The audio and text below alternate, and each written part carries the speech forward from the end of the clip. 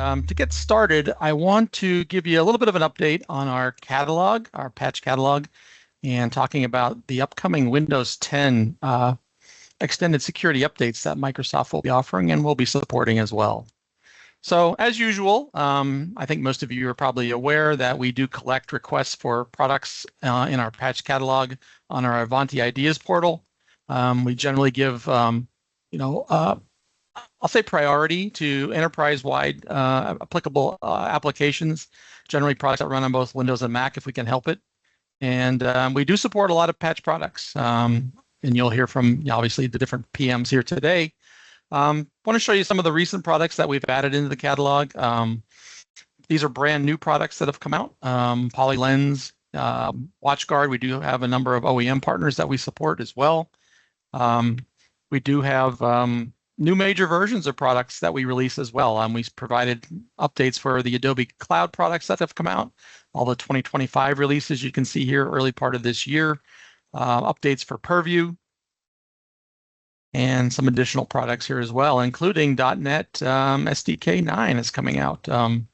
Unfortunately, there are some products we can't support with our patching capabilities for one reason or another. And the two that came up in this quarter, Dell Networker Agent, which we did used to support, is no longer publicly available from Dell, and we aren't able to get those updates. And the other thing that we're currently having some issues with is AnyDesk Remote. There's a challenge with us being able to install it and then update it, having the proper permissions and being able to manage that. So unfortunately, that's not one we're going to be able to support right now as well. We're still looking at it, but we'll see what happens. What's coming up in the next quarter? Obviously, we're adding in the Adobe Creative Cloud for Mac. You'll see those pouring out here shortly. We have the first ones in the queue ready to release, a number of PDF readers. We've had a request for the Go language support, so for on both Windows and Mac. And of course, we have the next long-term service version of Java coming out next month.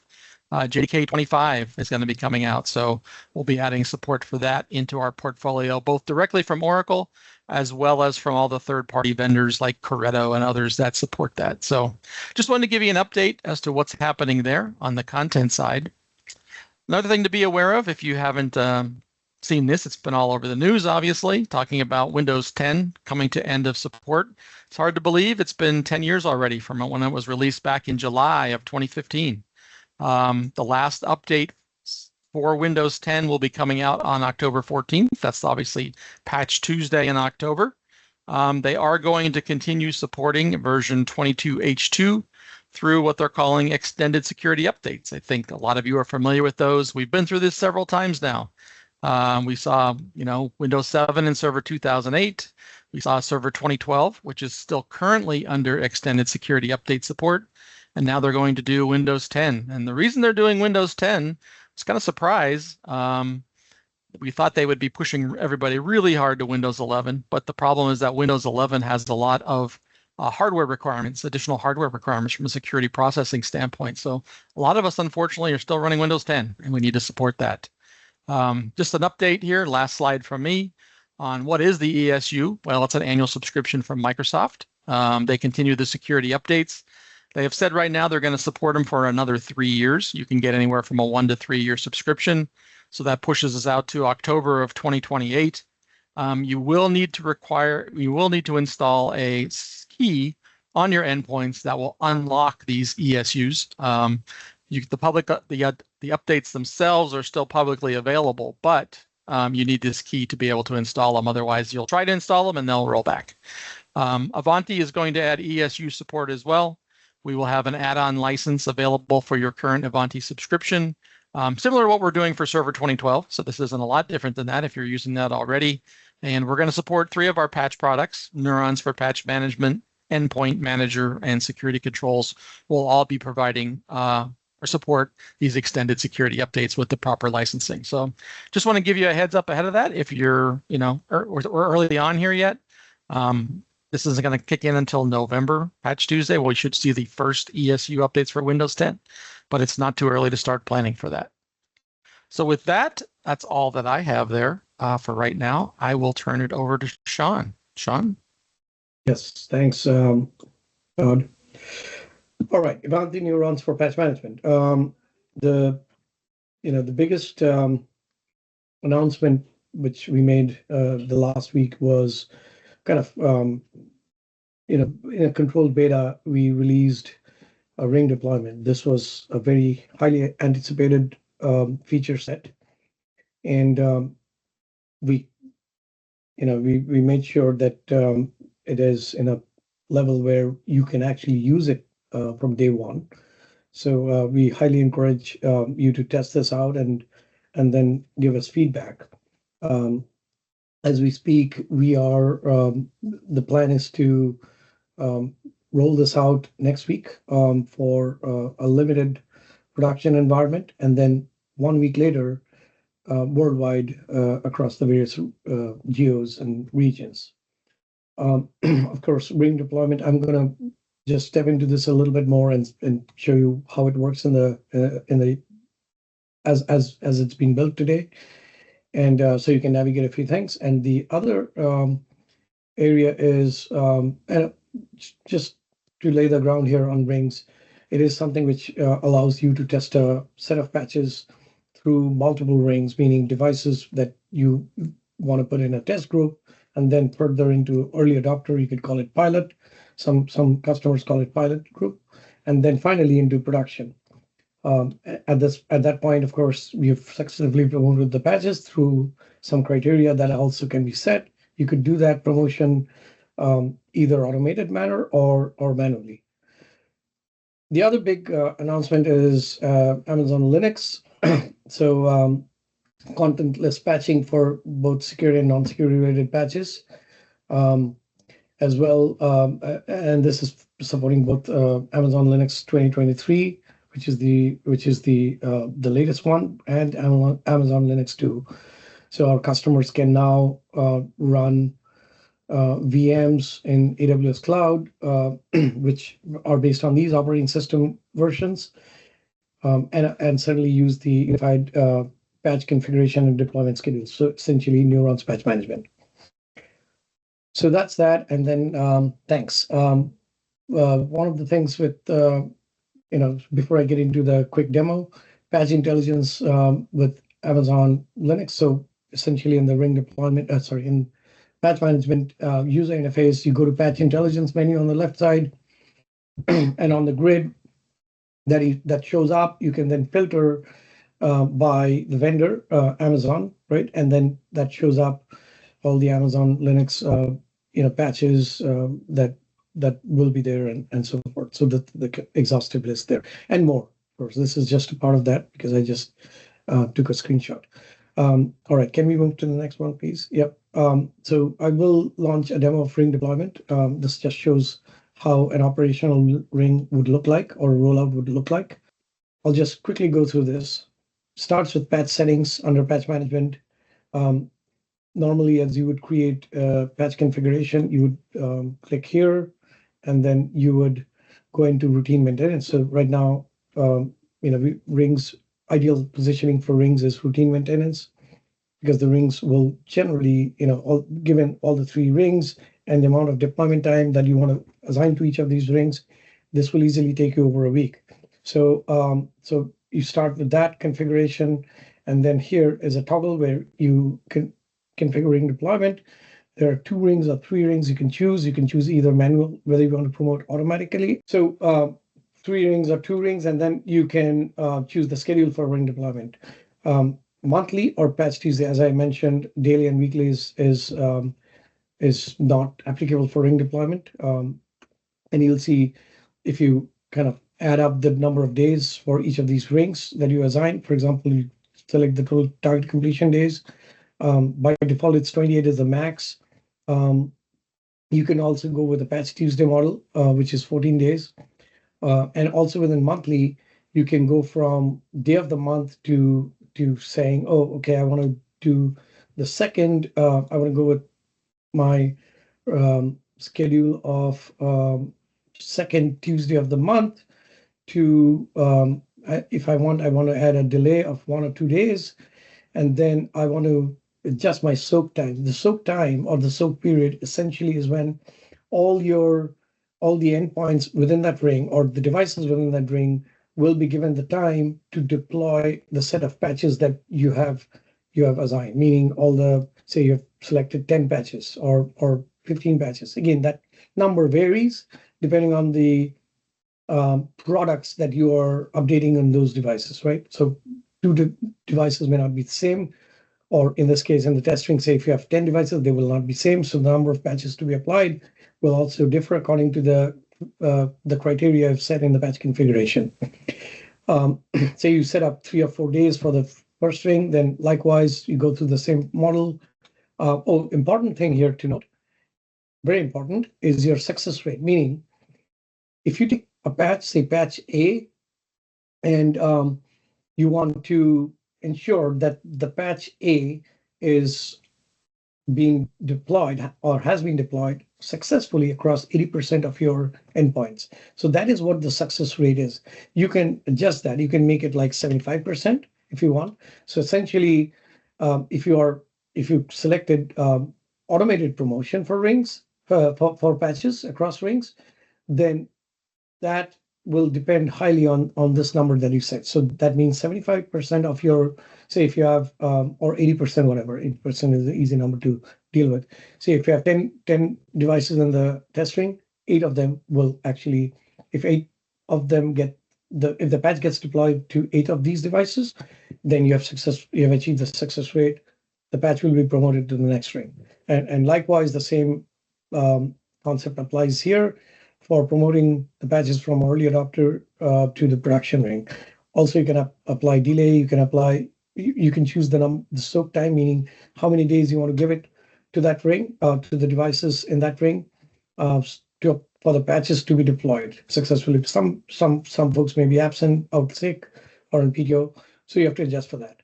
And finally, when you reach the production, you can start with a delay of 1 or 2 days. The delay essentially is a buffer of sorts, so you can take care of any patch-related issues within that period time frame. After that, after the delay in production, there's nothing called soak time because we are not doing any promotion beyond that.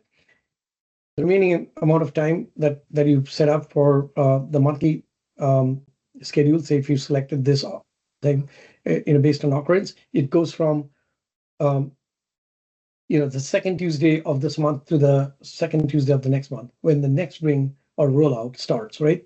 So it goes for 1 full month. So the remaining number of days will be applied towards your production ring to ensure that all those devices get the 10 patches or have enough time to deploy those 10 patches. So that's how it works. I'll just quickly go back here and choose one of these configured configurations. So under ring deployments here on the left side, you would see a new item here. Also, one thing to note, you have to make some adjustments in your permissions. So you could do that under global settings, under access controls, and you could go to your roles and you can choose whatever permissions you want to select under patch admin. If you say you have a patch management admin, you have to permissions, patch management admin permissions. You want to make sure that your ring deployment is selected as shown here, right? Select permissions for default access. So you've got to be able to do that, whatever role you define within your organization. Going back to this, under ring deployments, you choose this and then say, I'm going to select. By the way, you see these options here. Say if I select a ring that I had configured, I had paused this automatic promotion on this ring, I can resume the automatic promotion. You'll get notification right away as well. Now, what I want to do is I want to show you a ring that has ample devices. So when you get started, you would see all rings and all your devices in that ring, right? Based on, whether, how many policies, meaning how many agent policies you have mapped to the patch configuration or the ring configuration. Depending on that, you'd see, X number of devices here. All the devices by default will be in production ring, right? Because that's where it makes sense. And then you can go in there and you could say, oh, I want to move this device to a test ring, or I want to move it to the early adopter ring. So you can do that there. And then you can go to the individual ring views to see. Also, something to note here is the success failure. As you can see here, in this particular desktop, X number of patches, like 1 out of 2 patches succeeded. So it's a failure status. If both succeed, then you get a success status. Also, if you go to the patch view, you can see, for example, here, how many patches were progressively moved or promoted from one ring to another. So you'll see that, for example, in this case, Firefox, this Firefox patch was promoted. If I go to, and also there is a promotion success criteria of 80% that was met. As this is the configuration summary that gives you an easy, cross-check reference to what configurations you had set up. So you don't have to go back to the policy configuration. Oh, sorry, the patch configuration. So you can cross-check, I had set up 75% as my success rate.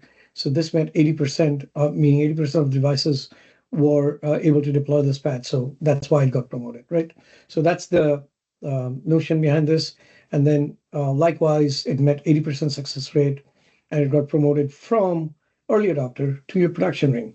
So that's the time travel basis. Now we cannot show time travel in this ad, in the small little, quick demo, but we do encourage you to try this out in your test environment. So use a few devices in your test ring, put a few devices in your early adopter, and then production, and see how it works. You need to obviously wait for this, through the soak period and so forth. So that's pretty much, ring deployment in a quick nutshell demo, I would say. Let me stop at this. And if you have, one quick thing I wanted to show you is this is what is called the rollout view. So you could see in this particular ring configuration, we aborted one of the rollouts, which can happen from different conditions. So there is documentation around this, which is going to be published tomorrow as well. So you will have, have guidance on that, on what conditions lead to ring being aborted. Schedule means simply that a ring has been scheduled for the next run as well. So the current one is going on, will end on April 20th. The next one is scheduled to start on April 20th with pretty much the same patch configuration, right? So features in progress. I want to quickly zoom through this. Preferred servers, big entity that we are waiting for, particularly when you have large networks or environments with low bandwidth. This, is kind of a distribution server model that is going to be very helpful. So basically all the patches will be downloaded to your preferred server, and then from preferred server, your clients, and essentially all the endpoints in your environment will reach out to the preferred server to get those patches. And the way we are designing it today is one or more preferred servers per subnet. So you can have a primary or a secondary as a backup. You can download pre-stage patches, right? Of course. You can track, of course, it's a very important thing to be able to understand if there are file sync errors or network failures, or even infrastructure failures. Say, for example, running out of storage on the preferred server, or file sync errors like, your SSL certification in not working, invalid, corrupted, authentication errors, and whatnot, right? So we will be able to log all of that under the preferred server log. And by the way, we are coming to that next slide to show where preferred server log would kind of be. So essentially, preferred server, we don't have the log in this view, but if you look at the second picture here, which says preferred server settings on the second picture, down here under admin, right, on the admin menu on the left side, there would be a new submenu item called preferred server settings. So you could go and essentially configure your preferred server details there with credentials, the assembly path, URL, and whatnot. And once you've done that, it shows up on the list view on the left side. And likewise, there is going to be another submenu item there called preferred server logs, where essentially all the the error conditions will be shown. So now, if your preferred server is not working for whatever reason and you're not able to download your patches through the preferred server route. Of course, the primary route still will be peer-to-peer. Next to that would be preferred server, and third would be direct vendor. So if the preferred server route fails, you can go there and look up what's going on in the support. The next slide, please.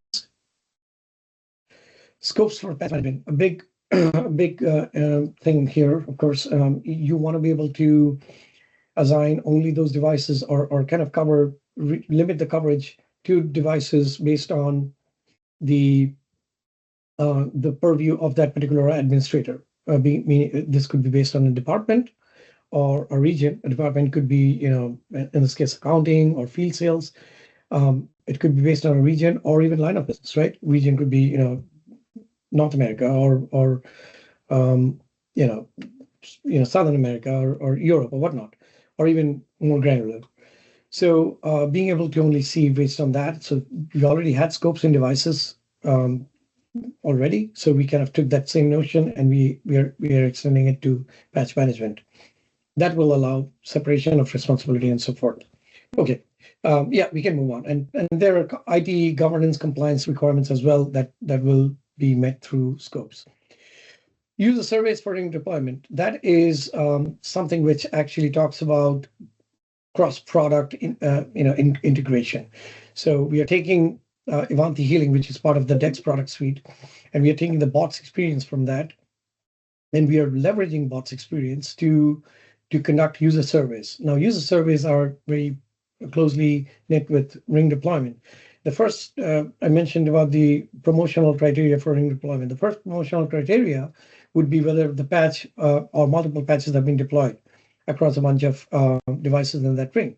The next criteria you could add on is you could say, oh, I want to survey the users in that particular ring and see if 75% in this case, and if you look at the screenshot here, 75% is the minimum number of responses I need. And I want to see if my average user sentiment, well, 1 is not the correct one, but this is just a mock-up. The average user sentiment is 3 and above on a scale of 4 or 5, right? So you could set that and say, oh, out of these minimum 75% user responses I got, so the sentiment was 3 and above, and therefore I can move these patches and promote these patches to the next ring. So this is a little bit more, gives us a little bit more clear picture of what happens after you have deployed these patches. You've restarted your devices, and then you've worked for 2 hours to see that none of the patches or any of the patches have not broken your current environment, meaning your emails or your productivity suites and whatnot, right? So that is the whole intent, to understand and get the user sentiments. And then there will also be an ability for the user through the survey to be able to open a support ticket through our ITSM product and also ServiceNow. So we have these integrations already in place, from the bots experience. To begin with, I will just try to give you a kind of quick glimpse on what we have released in 2025.1 or maybe like kind of Q1, right? So then I'll just try to show you what we have it ready for Q2, and then maybe I'll just try to quickly give you a kind of a walkthrough of what we can expect in Q3, right? So that would be the quick summary of what I want to give you. So when it comes to the 2 different major features that we released for Q1 is something that at least everyone knows, at least since 2024.1. So we have been introducing different Linux patching, right? So for content and contentless Linux and so on, right? So with that being said, with that release, with Q1 release, we want to bring the parity of Linux reporting with respect to Windows reporting as well, so that the customers, they can have one single way of reporting all the different information and so on, right? So that being said, we have included, or we have enhanced Linux reportings to include these information which I have listed down, right? So deployment status by machine, and the machine OS listing and summary, and also the executive summary, right? So these are the 3 distinct information that user, they will be able to see that now, right? So apart from that, just the way that we want to make some improvements when it comes to reporting. We want to do the same thing with APIs as well, right? So when you talk about Windows. So we have quite a lot of APIs, through which customers they can,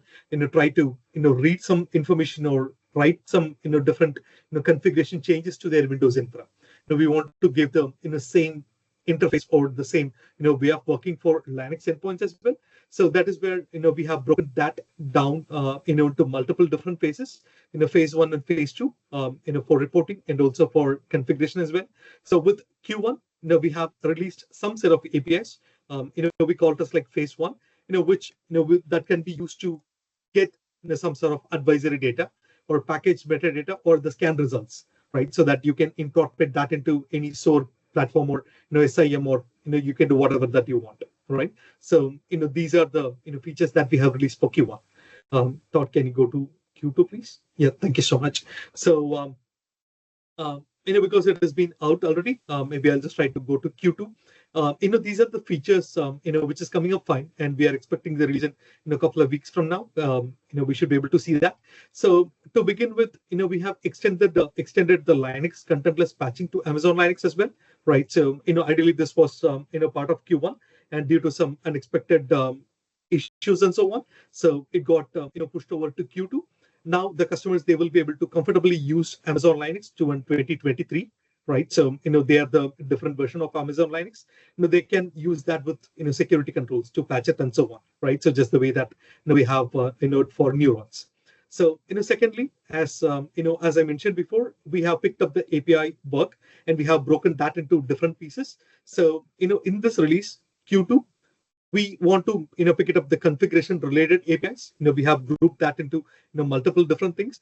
Phase 1 and phase 2, we are pushing that together, right? So, with this release, customers, they will be able to make, their configuration changes through the API interface, regarding the deployment configuration, or they can, manage the different, policy tasks and so on. And at the same time, they can try to import or delete the patches group by CVE, and also like, based on the package and advisories and so on. So, and also like the third, feature, all these features, they have been voted by the customers, right? So, based on the most voted customer ideas, we try to, pick up and, we want to, fulfill the customers, request and so on, right? So the third one, ability to differentiate Windows preview patches, right? So it is one of the most voted customer ideas that we have, picked up for Q2, right? So, as everyone knows, Microsoft, they have a different way of, calling their patches, like, preview patches, versus GA1, right? So, we, with this release, we want to give the customers the ability to include or exclude, the preview patches, be it for scanning or be it for patching, or they can, try to target different set of machines, for, or they can have a different set of policies, for preview patches and so on, right? So, we are adding that ability, and, trust me, it is coming up fine, and, within few days, it'll be out. We are adding some additional fields to the list views, mainly around workflow approved by, and also adding some new filters to help you find the user who approved a workflow. We will also be adding some filters to help people primarily with sorting through things that could have affected their SLAs. There is a configuration in the SLA feature that allows you to update SLAs when findings move to a new scoring metric group, which could be either severity group or VRR group in the critical, high, medium, low info.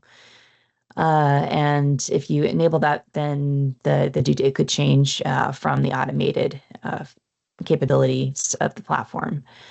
Rather than by a user manually interfering with that. And we've had some customers trying to track those changes, and this was a way of providing them some additional information to figure out what findings had changed. Integrations, we're starting to look at GitHub Advanced Security, so this is going to be in beta, and I will show that briefly here in the demo in a second. Delete custom attributes. This has long been requested because we only allow by default 25 custom attributes on each page. And then if you're creating attributes as sort of an experimental project to see how they work and what the different data types are and how they can be used in the list views, you may end up creating more than you actually want. And we're trying to come up with a way of making it easy to delete the custom attributes without filing a ticket with customer support and getting engineering to do it. The notifications workflow state change. This is in addition to our workflow expiration. So this particular notification could capture expiration, but it also it has different notifications for every state transition that a workflow can go through, from requested to reworked to back to requested, approval to rejected or expired.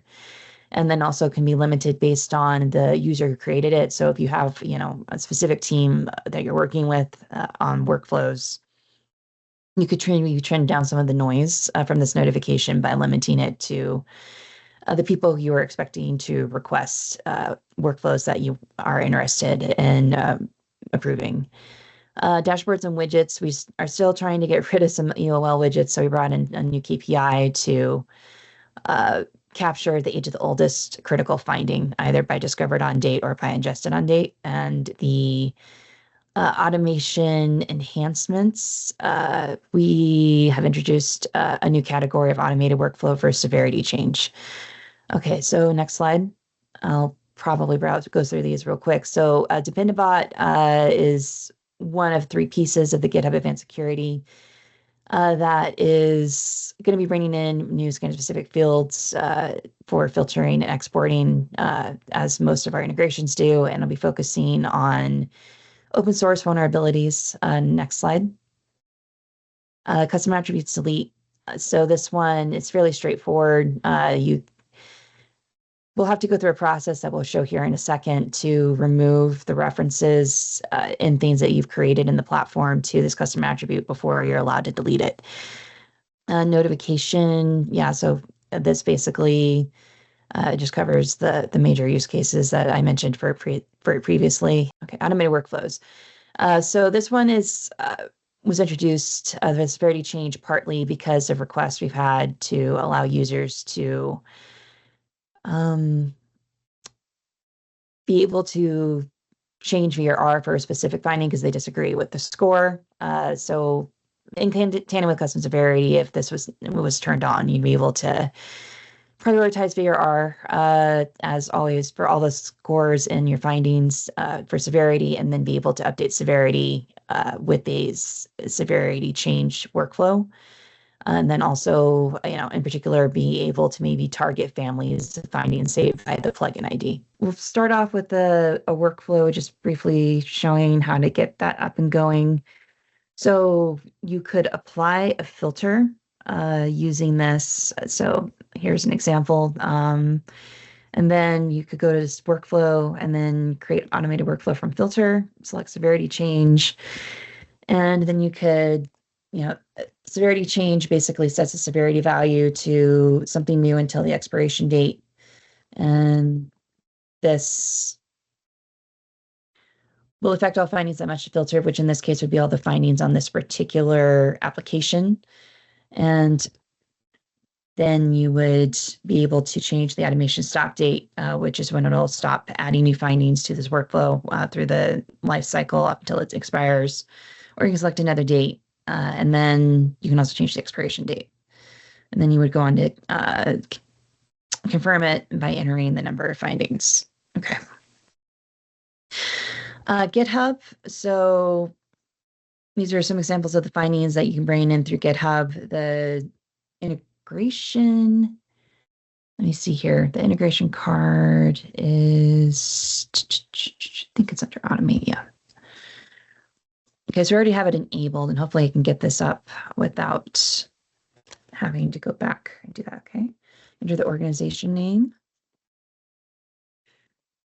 And then hopefully that will be good enough to go. Okay, so configurations, the time that it was scheduled, and then the oldest scans you want to pull, and then also this potentially, let me see if I want the IC. Maybe it's INC. Okay. Yes. Okay. So wait here for a little bit, but this also allows you to pick the repos that you want to select, and then also filter out vulnerabilities by type. I think that this is a new thing we'll be bringing in on some of our other integrations too, but I'll need to ask. Okay, and then also you can close findings that have been marked as dismissed in GitHub, which is, I think, important for getting rid of some of the noise that can come from the GitHub integration. Finally, deleting custom attributes. So because a custom attribute can be used as a filter, a column, a group by, and also exportable fields, there's a lot of places where it can be saved in the platform. And right now, you will be given a dialog that requires you to go through all of the things that have a reference to the custom attribute and modify it or delete it. And this will also tell you whether it's shared or private. So if it's shared and you have the right privileges, if say if it's a viewer or widget, you can modify it. But if it's private, you're going to have to go talk to the user who created that item in order to change it. And there are also you can download the list of references, and that's an XLSX file that basically just literally has a presentation of everything that is in this UI.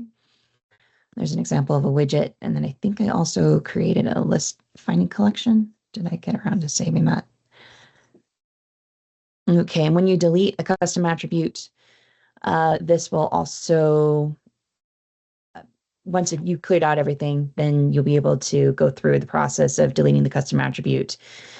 There's a couple of places where it can't be touched, like workflows that are expired or rejected could still maintain it. So you won't be able to copy those workflows successfully if it's still, because it'll still have some sort of acknowledgement that there is a filter that's been deleted and it doesn't understand what it is. And then also deep links that are using the custom attribute as a filter or a group by or a column.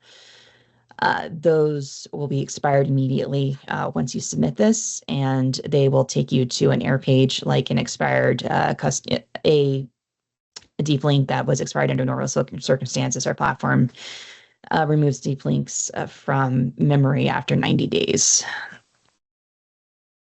So a couple of other things that you'd have to clear out would be workflows. You either need to expire them or wait for them to expire or reject them. And then finding collections, you need to delete the finding collection before you can proceed. And playbooks, you will need to disable the playbook and then modify any rules that refer to that particular custom attribute. And then in this case, you would be copying the filters when you created the rule. So you would need to copy a new saved view in order to facilitate that. Previous quarter, with this in mind, what we did is we enhanced the asset discovery part of EASM. So we introduced this lateral domain discovery capability. So imagine two different entities, still part of the same organization.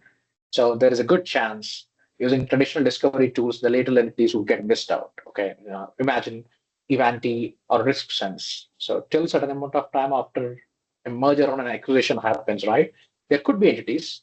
It could be even two different geographical units within the same organization. Okay, so these are typical use cases where this lateral domain discovery is particularly useful. So this is one of the major features we delivered in our last quarter.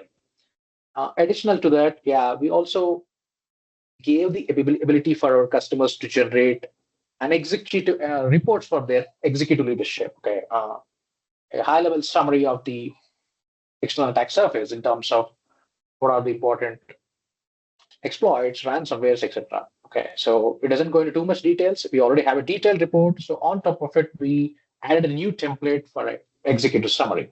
So what we are delivering this quarter is in ASM, you pick any product in the market. Primarily, you have two data sets. What is your assets view? What is your exposures view? Sort of you can view both these data sets. But what we are adding is a single pane view of all the technologies. Imagine this like an SBOM view. What are all the software bill of materials, including the components, open source libraries, third parties, everything. So I'll be showing the technologies page on the product in a while. So that's That's the key feature we are delivering this quarter. And also, the other theme we picked up this quarter is how to improve on the attack surface visibility. I'll talk about it in a moment, but this is based on the customer feedback saying that there's some data is good data, but it's sort of buried deep down. Can you surface it better? So that's where we focused on. And so that's pretty much from a release summary perspective. Let's move on. Yeah. So technologies page. So even the existing asset view, what happens is you can drill down to an asset and you can view the technology, the tech stack associated with the asset. But where a single pane view of all the technologies becomes particularly useful is imagine you find 100 assets related to a single technology, like let us take a jQuery. So upgrading this to the latest stable version would solve all your exposures or most of the exposures related to that technology. So that is where a single pane view of the technologies or the software bill of materials is particularly useful. I'll try to show it. I'll try to give you a sneak peek in the demo. So like I said, the other theme is how to improve the attack surface visibility. So what we are providing, so we got queries from our customers saying, okay, you tagged these exposures as having publicly known exploits. See, not all vulnerabilities are being exploited in the wild. So any tool, vulnerability management or prioritization tool you use, it needs to clearly tell you what are those exposures that require your immediate attention, right? For example, is there a ransomware or is there a publicly known exploit? So this is where you need to focus on. So like I said, we already had assets view and exposures view in EASM. Okay, so this is where you add a seed. So once you add a seed, there's a backend crawl which happens. All open surface intelligence tools that run in the backend, they discover these assets, all the open ports are scanned, and you can see the exposures. So what we did, like I'll show you, so previously customer had to drill down. Let us take a host here. So when customer sees the hosts that are running in their organization, he had to click on any one of them and then he could review the tech stack information. Okay, so now with this release, what happens is you have like I said, a unified view or single pane view that shows all the technologies those are running in your organization. Okay, so let us take jQuery as an example. Okay, so the good thing is we place these KPIs, right, which can immediately tell you, okay, which are those technologies with exploit risk. These are the ones you should be focusing on right now, immediately. Okay, this is fine. You can review all the technologies, but your immediate attention should be for those with exploit risks. So in this, you'll quickly see jQuery. The maximum version that's running is 3.4.1. Probably the last stable one is around 3.7.1. Okay, so it helps your patching strategies. It helps your remediation strategies efficiently. So probably all these exposures which are associated with all the vulnerabilities can be resolved that are associated with jQuery technology by just doing the right patching on this technology. So that's on the technologies page. And what I would also like to show you is, okay, we got some feedback. So typically when you add a seed in EASM, it takes somewhere around 45 minutes to few hours, depending on your organization's attack surface. So we got some customer feedback saying that it's still unclear when the seed addition happens and there is an asynchronous job that runs in the back end, and it would take few hours for a enterprise level organization. Okay, so what we did is we enabled these notifications. Okay, so you get a notification for any user triggered event, and also these in-app notifications also tell you when the processing completes. So you have both. So thereby, so users are aware, okay, you know what, I'll perform my assessments. The seed is now processed, I can go ahead and perform my assessments. So that information asymmetry we are trying to address with these notifications. And like I was telling, we also enabled audit trail. So anything that happens in EASM tool, anything your team member does is logged. So there's an audit trail. Okay, there is an export option. Okay, 30 days. It is extendable up to 60 days if I'm not wrong. Again, this is a neurons level feature. I mean, if you have more products which enable audit trail, you'll be able to see them in a single audit trail section. So mostly for compliance reasons, like I was telling, this is on audit trail.